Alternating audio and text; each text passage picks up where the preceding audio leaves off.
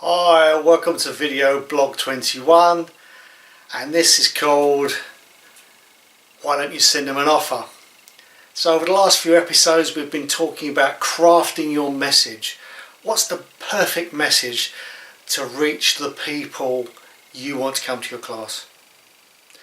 We've already discussed that on several occasions. So once you've crafted your message, you then have to find out where the people who you want to come to your class actually hang out, and they all hang out in different places, so it's your job to do your research, which we've done in past episodes. Once we've done that, you then have to work out which is the best medium to actually talk to your prospective customers. Is it Facebook? Is it YouTube? And quite often it's a combination of the two. Local newspapers, using word of mouth, doing demonstrations, they're all very effective methods of reaching an audience. But is it the effective message to reach your audience? Once you've actually got you're contacting the people that you want to come to your class, then you have to have a method of recording when they contact you, if they're doing it by email or if they're doing it by telephone. So we've already covered that as well. So you need an effective way of doing it. So if you've got lots and lots of prospective customers, you might use an autoresponder. But if you're the average school, you've probably got quite a few inquiries, but not enough to justify an autoresponder. Therefore, you can actually, if someone sends you a query by email, you can send them back their freebie, their offer that you've created, to try and tell them more about your school, and you give them some useful information about what to look for in a really good martial arts school. Once you've recorded them, once you've made that first contact, remember we've been saying that it's a bit like courting. That first of all you have to get to know somebody, then you have to become more friendly with them, that there's actually a communication going on between you and them, and not to try and jump from one place to another too quickly, otherwise you can put people off by using too high pressure sales methods, which just scares people off. So once you've got them on your list, once you've made the first contact, give them their useful information. When we were talking about the freebie, so it might be the 10 things you should look for in a great martial arts school, whatever you decide to be, is you take the next step, which is say to them, would you like to come for a free lesson? Would you like to see a demonstration? And I know some of my colleagues actually do have demonstration teams, and on certain times of the year when they try to bring new people into their schools, they will do a demonstration and then they will try and sign them up to join their school. Depends what your process is. Obviously we could cover lots of different processes, but I'm trying to give you a general idea of what you should be doing and what's good practice. So give them an offer. Would you like to come and see a demonstration? Would you like to come for a tour of my school?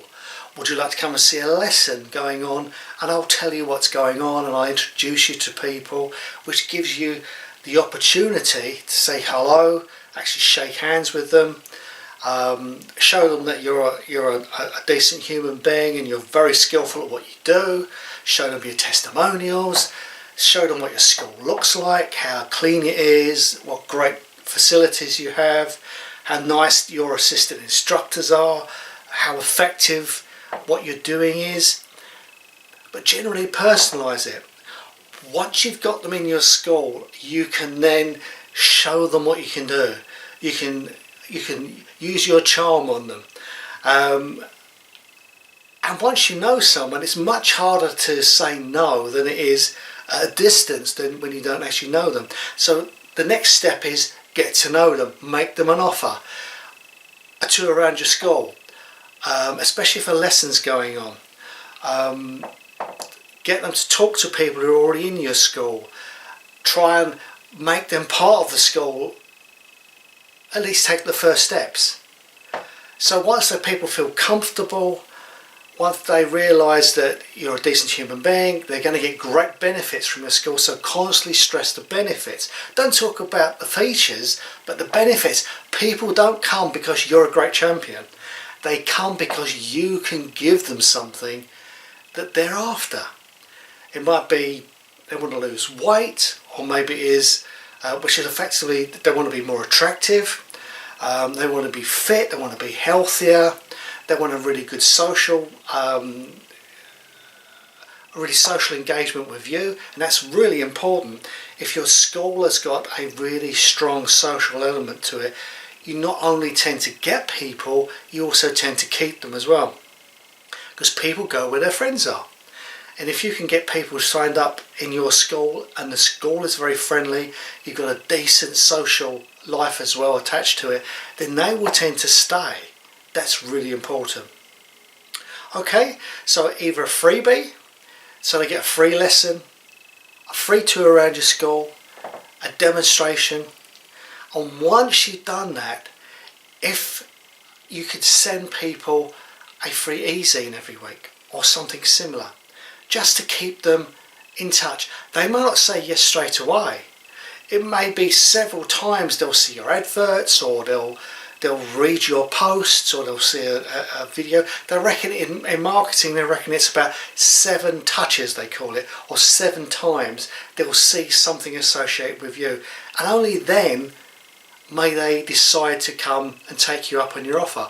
But it doesn't mean you shouldn't make the offer. So you make the offer, you don't pressure them, you make it nice and open, and even if they say no, if they will allow you to keep writing to them with really useful information, and that's the important thing, not just a load of selling, really useful information, then you could get a customer. Maybe not today, maybe not next month, but maybe in 6 months' time. I actually had someone contact me a year after they picked up a flyer.